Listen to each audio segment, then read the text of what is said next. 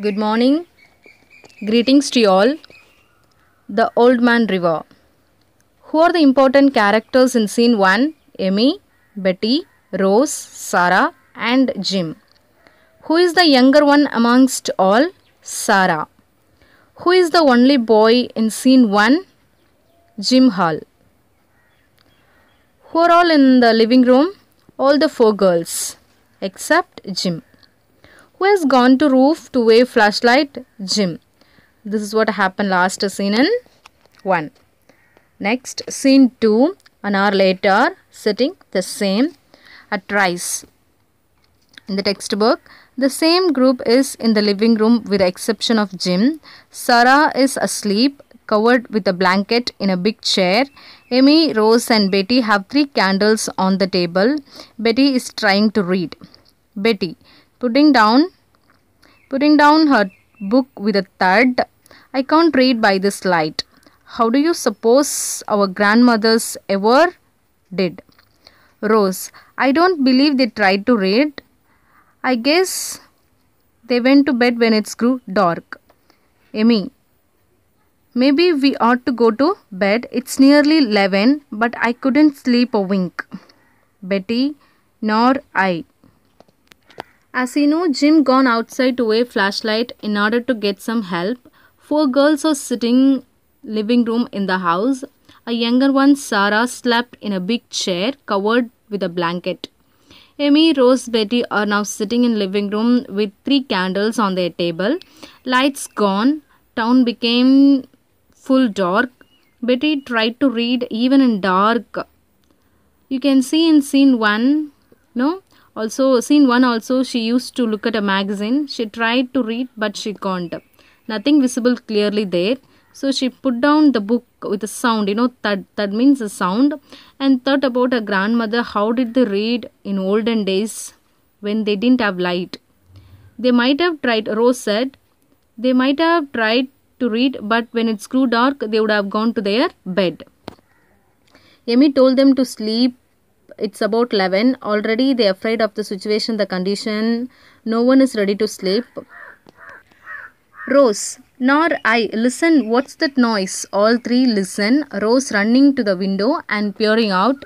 I can't see a thing. It's pitch dark. It sounded like something bumping against the house. Betty, nervously, oh, come back. Let's stick here together. Jim, entering left in a raincoat, carrying flashlight. Betty, battery's dead. I waved it almost 100 times, though. Maybe somebody saw it. Betty, scornfully, maybe. Jim, it has stopped raining anyway, and let us start moving everything to the attic. Bring the food and water first, then the blankets. I'll do the carrying up the ladder to the roof.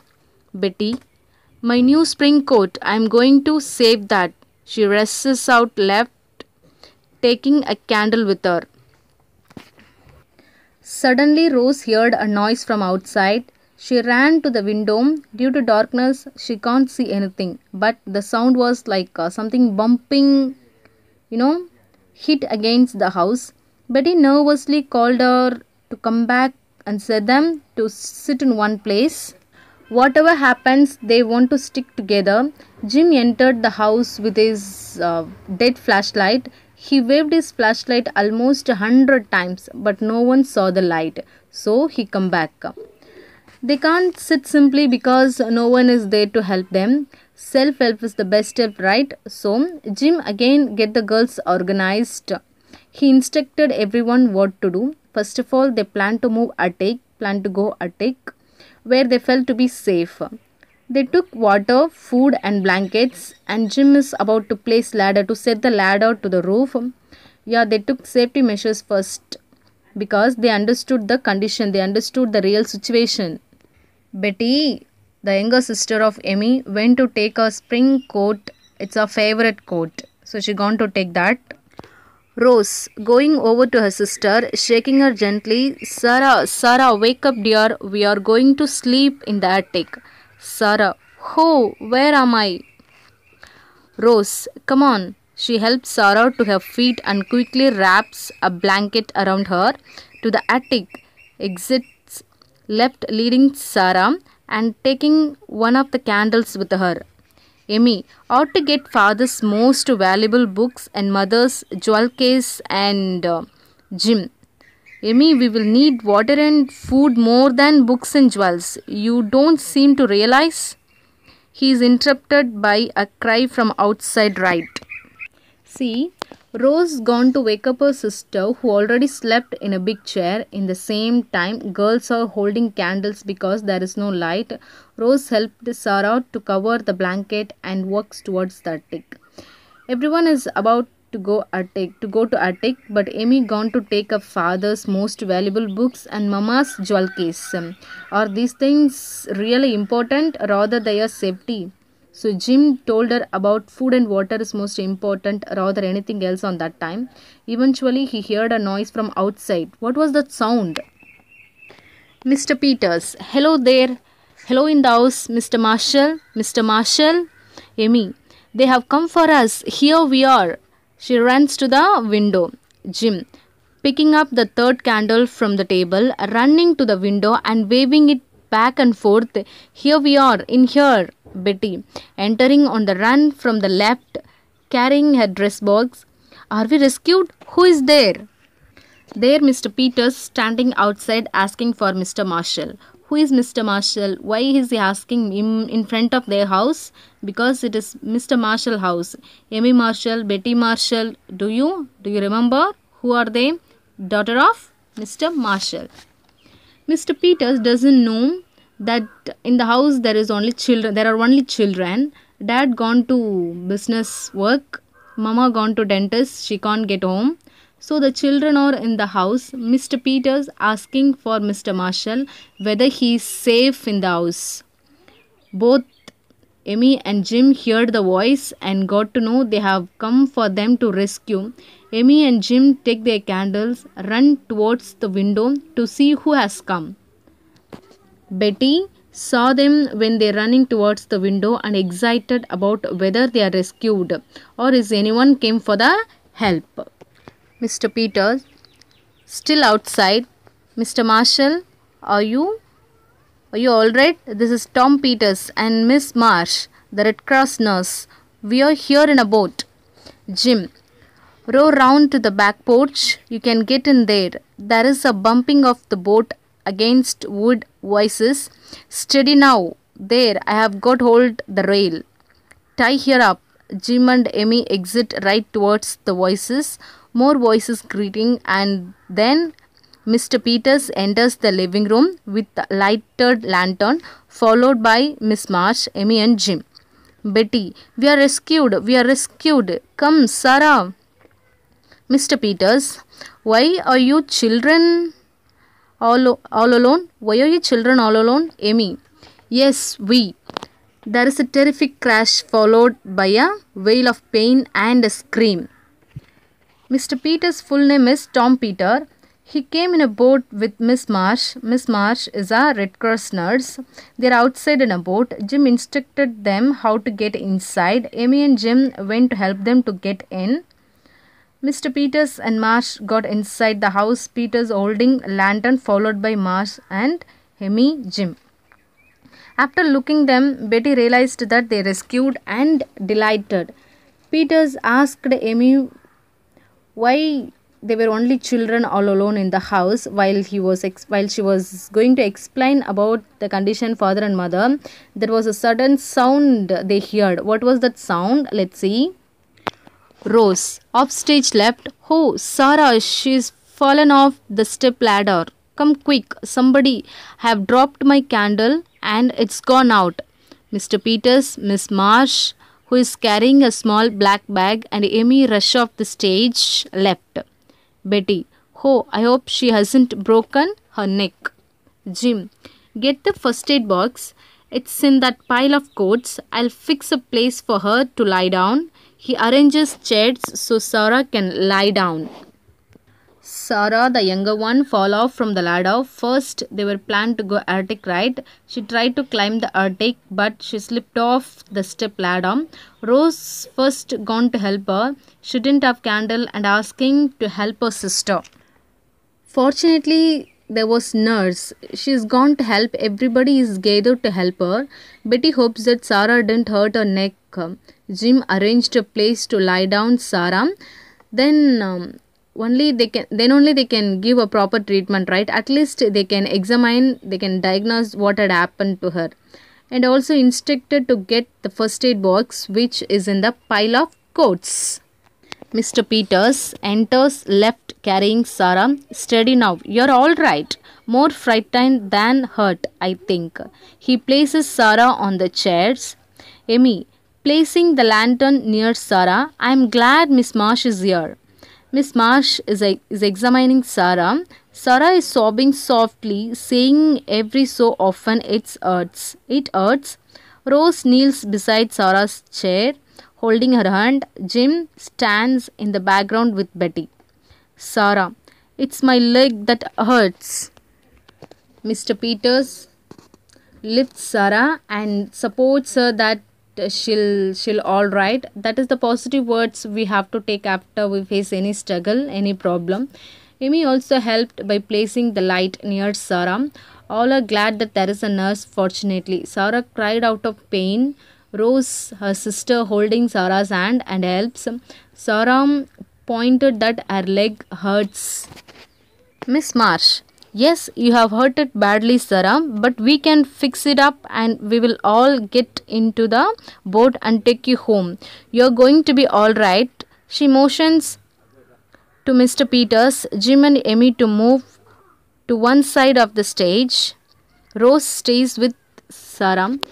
She has broken her right leg just below the knee. We can splint it up with pillows and umbrella and lift her safely into the boat. I think we ought to take her to the emergency Red Cross hospital in the Armory. See, Miss Marsh, the nurse and Mr. Peters are talking about her condition, that she had hurt her leg badly. They told her to take to the emergency Red Cross hospitals is in Armory. Nurse convinced Miss Marsh, convinced Sarah that she'll be all right. They will be take care of Sarah and to the home also, and also they will plan to meet their parents. Then only she'll be happy. The doctors and nurse always saying positive words in order to get some supports, right? That is what the nurse and Peters are saying. Mr. Peters, we can take Rose and Betty along too, but Jim, you and Amy will have to stay until we can get back for you or send some other boat. Miss Marsh returns to surround Sarah's right leg with pillows, using an umbrella and can along the outside to keep the leg stiff. Jim, that's all right. We will be perfectly safe up on the roof. While nurse giving treatment to keep her legs stiff, Mr. Peters decided to take Betty and Rose along with Sarah. So they decide to left Jim and Amy because they are little mature and they'll be all right in the condition, right? They also told they'll send another boat or directly they came again to pick them up. Mr. Peters, we can leave you an extra lantern and a jar of coffee. Need anything else? Amy, only some of your calmness. We will be all right. Thanks. Mr. Peters, don't thank me. Thank the Red Cross. He goes over to Sarah and helps lift her into a blanket rolled to form a stretcher. Miss Marsh picks her bag. Jim and Mr. Peters lift and carry Sarah towards the right.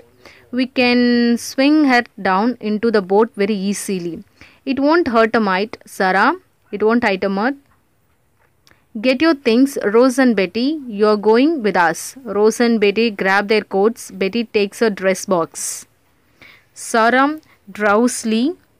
Miss Marsh gave me something to stop the hurt. It has almost gone. Mr. Peters leave extra lights, lantern and jar of coffee and asked them whether they need anything else. Amy thanked Peters, but Mr. Peters told not to thank him, but thank the Red Cross Society. As he was saying so, went to help Sarah and helps to lift her covered blanket to form a stretcher. Miss Marsh took her black bag. Jim and Peter carry Sarah because they are all inside the house. They have to get Sarah out to to take her in a boat, right? With the help of Jim, Mr. Peter take her outside. Rose and Betty also take their things, their dress box, and sit in the boat. Sarah drowsily, she already fainted, she already crying out of pain, right? Sarah drowsily said she can't bear the pain because the nurse gave something. After take the painkiller, she could have bear the pain. Amy at the door, dropping a kiss on Sarah's forehead as they carry her out. That's fine, dear. Have a nice boat ride. She waves as the stretcher goes out, followed by Rose and Betty. Try to get word to mother that we are all right. We are all Betty, and to Jim's family too. Betty, I'll try. I hope you'll be rescued soon. Bye. Rose, goodbye, Amy. Good luck. Amy, goodbye. There is more thumping, only less loud than before, and voices giving directions. Amy fusses with the lantern, trying to get it lighted. Mr. Peters, off stage, you'll be alright, Jim. Amy, who is going to stay inside the house, tell her that she'll be inform their parents so that they won't afraid about their children and they'll be fine. So Rose and Betty bid goodbye them. She also afraid, but she didn't show off the fear. Amy tried to light the lantern. They are talking in distance. Do you know why? Mr. Peters, Marsh, Rose, Betty, Sarah outside in the boat, but Jim and Amy inside the house. They are moving to the hospital to treat Sarah's hurt. They'll send another boat. Mr. Peters said they'll send another boat to take Jim and Amy. So the voices in distance. These two blow out the candles because they lit the lanterns, right? Jim, still off stage. Yes, don't worry about us. Goodbye. Voices in distance, the sounds of oars. Jim enters right, wiping his forehead. Amy gets the lantern lighted and blows out candles. What is dropping? He pours 2 cups of coffee from Mr. Peters' jar. Hands one to Amy, raises his cup as though in a toast. Here is the coffee, lantern and rescue. I'm glad we have a wide awake, well-equipped disaster committee in this town. Amy and a Red Cross nurse for emergencies. Thank God for the rescue. Both lift the coffee cups and drink, still standing. Amy and Jim left with a light lantern, so they blow out the candles and also have coffee from Peter's jar. They are talking about their plan before and they'll be wide awake about the situation. They are rescued too. And finally they thanked God, Miss Marsh, Peter, Mr. Peters and last but not the least, the Red Cross Society. Right? What we get from this lesson, a group of children found themselves alone at home during heavy rains and flooding of the river. If you are in the conditions, what you will do? Actually, the moral is one must on the importance of acting during the crisis and first aid awareness, right? And also stay calm, still help arrives. Here the drama ends. If you understand, answer my question. Who came to rescue the children? Mr. Peters and Miss Marsh. What happened to Sarah? She has broken a leg. Who is Miss Marsh? Miss Marsh is a Red Cross nurse. Who were taken in a boat? Who were left behind? Rose, Betty, Sarah were taken in a boat. Jim and Amy left behind. Once again, read the drama, read the play properly and you will enjoy the play. What is the moral? One must on the importance of acting during a crisis and first aid awareness. And also stay calm till help arrives. Thank you.